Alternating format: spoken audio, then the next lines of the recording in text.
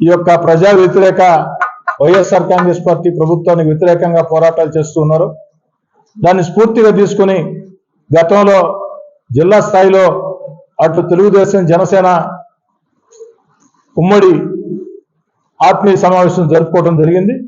అదేవిధంగా ఈనాడు జనసేన జిల్లా అధ్యక్షుడు మనుక్రాంత్ రెడ్డి గారిని, అదేవిధంగా జనసేన నాయకుల్ని ప్రత్యేకంగా కలిసేదానికి, రాబోయే రోజుల్లో తెలుగుదేశం జనసేన ఉమ్మడిగా ఏ కార్యక్రమాలు చేపట్టాలా, ప్రజల్లోకి ఇంకా ఎంత బలంగా వెళ్ళాలా, ప్రజల ఆకాంక్ష అయితే ఉందో తెలుగుదేశం జనసేన కలయిక అనేది రెండు పార్టీల కలయిక కాదు. మామూలుగా రాజకీయాల్లో రెండు పార్టీలు మూడు పార్టీలు కలిసి ఎన్నికల్లో వచ్చి ప్రజల ముందు మాది ఉమ్మడిగా కలిసి పోటీ చేస్తున్నామని చెప్తారు. కానీ ఆంధ్రప్రదేశే కాదు, ప్రపంచంలో ఉండే తెలుగు వాళ్ళందరూ ఆకాంక్ష తెలుగుదేశం జనసేన కలిసి పనిచేయాల. అందుకే ఈ తెలుగుదేశం జనసేన పుట్టుక కలయిక అది రెండు పార్టీల కలయిక కాదు, ప్రజల ఆకాంక్ష మేరకు జరిగింది. అదేవిధంగా భవిష్యత్తులో సంక్రాంతి పూర్తయిన తర్వాత నెల్లూరు రూరల్ నియోజకవర్గ స్థాయిలో తెలుగుదేశం పార్టీ జనసేన ఉమ్మడి కార్యకర్తల సమావేశం ఉంటుంది. అది పూర్తయిన తర్వాత డివిజన్ స్థాయిలో, అది పూర్తయిన తర్వాత బూత్ స్థాయిలో, ఈ నెలాఖరు కల్లా క్షేత్ర స్థాయిలో, అంటే పోలింగ్ బూత్ పరిధి నుంచి నియోజకవర్గం దాకా ఎక్కడికక్కడ క్షేత్ర స్థాయిలో తెలుగుదేశం జనసేన కలయిక ఆత్మీయ సమావేశాలు ఉంటాయి.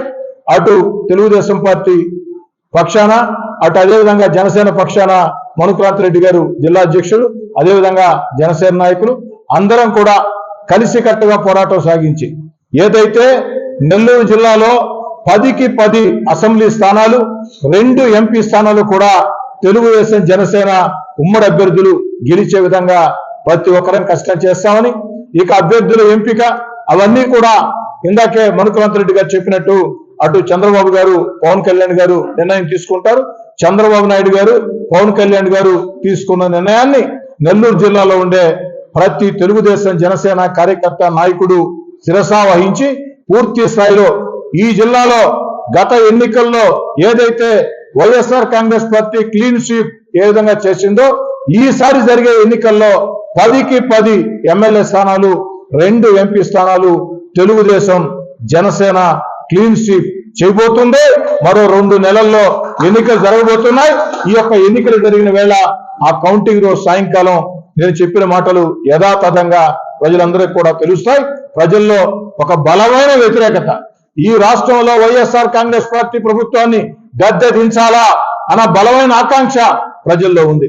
అటు నేను గాని, మనుక్రాంత్ రెడ్డి గారు గాని, లేదా మా క్లస్టర్ ఇన్ఛార్జీలు, డివిజన్ ఇన్ఛార్జీలు, బూత్ ఇన్ఛార్జీలు, అదేవిధంగా మన సుజయ్, ఎవరైనా సరే జనసేన నాయకులు కావచ్చు, తెలుగుదేశం నాయకులు కావచ్చు, క్షేత్రస్థాయి జిల్లా స్థాయి దాకా ఎక్కడికక్కడ ప్రజల్లోకి వెళుతూ ఉంటే ప్రజలు చెప్పే ప్రతి మాట, ప్రతి ఒక్కరి నోట వచ్చే మాట, ఈసారి తెలుగుదేశం జనసేన కొట్టేస్తాం, ఈసారి తెలుగుదేశం జనసేన కొట్టేస్తాం అన్న భావన ప్రజల్లో విస్తృతంగా ఉంది. అంటే దాని అర్థం ఈసారి తెలుగుదేశం జనసేనకి వేస్తామంటే దాని అర్థం గతంలో వేయలేదని. ఆ మాట బలంగా వినపడుతూ ఉంది ఎక్కడికెక్కడ. నిన్న సాయంకాలం నేను ఒక్కడే ఒంటరి కార్యక్రమం భాగంగా వెళుతూ ఉంటే కరెంట్ ఆఫీస్ సెంటర్లో ఒక 5-6 మంది యంగ్స్టర్స్ వచ్చి, ఏం డోకాలేదు సార్, ఏం ఆలోచించి ఇవ్వకండి, మేమంతా జనసేన, మేమంతా పవన్ కళ్యాణ్ గారి అభిమానులవి, మేమందరం కూడా కష్టపడి పనిచేస్తాం. అంటే వాళ్ళు ఎవరో కార్యకర్తలు కూడా కాదు, అభిమానులు. అంటే అంత భావన ప్రజల్లో బలంగా ఉంది.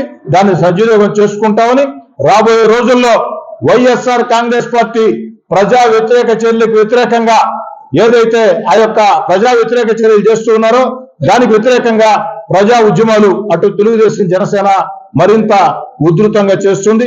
ఇప్పటికే గత 5 ఏళ్లుగా నెల్లూరు జిల్లాలో ఏదైతే జనసేనని కష్టపడి జిల్లా అధ్యక్షుడిగా మనుక్రాంత్ రెడ్డి గారు కానీ, వారి మిత్ర బృందం కానీ వారందరూ నడిపిస్తున్న తీరు, అదేవిధంగా నేనంటే ఓ ఏడాది ముందు తెలుగుదేశం పార్టీలోకి వచ్చా, నాకంటే ముందు నుంచి కూడా తెలుగుదేశం పార్టీలో చురుగ్గా పనిచేస్తున్నటువంటి క్లస్టర్ ఇన్ఛార్జీలు కానీ, డివిజన్ ఇన్ఛార్జీలు కానీ, డివిజన్ అధ్యక్షులు కానీ, బూత్ ఇన్ఛార్జీలు కానీ, రాష్ట్ర జిల్లా స్థాయిలో పదవులు ఉన్నటువంటి వారందరినీ కూడా అందరం కలగలుపుకుని ఒకే మాటగా ముందుకు సాగుతామని తెలియజేస్తారు.